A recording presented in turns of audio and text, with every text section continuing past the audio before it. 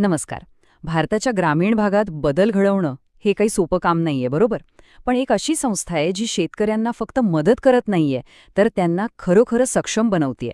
चला, आज आपण याच माने ॲग्रो सोल्जर फाउंडेशनच्या कामाबद्दल जरा जवळून जाणून घेऊया. कोणत्याही मोठ्या कामाच्या मुळाशी एक भक्कम विचार असतो, नाही का? या संस्थेचं ध्येय पण तसंच आहे. साधं, सोपं पण खूप ताकदवान.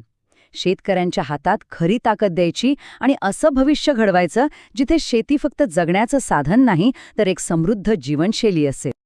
तर मग सगळ्यात पहिला आणि महत्वाचा प्रश्न येतो की हे सगळं का? म्हणजे ह्या कामामागचा नेमका विचार काय आहे? चला, आपण त्यांच्या मूळ उद्देशाचाच शोध घेऊया. आता बघा, या संस्थेचा दृष्टिकोन किती व्यापक आहे. त्यांचं ध्येय फक्त चांगलं पीक घेण्यापुरतं मर्यादित नाहीये, नाही. तर सेंद्रिय शेती, शेतकऱ्यांसाठी नवीन स्किल्स आणि सगळ्यात महत्त्वाचं, त्यांच्या मालाला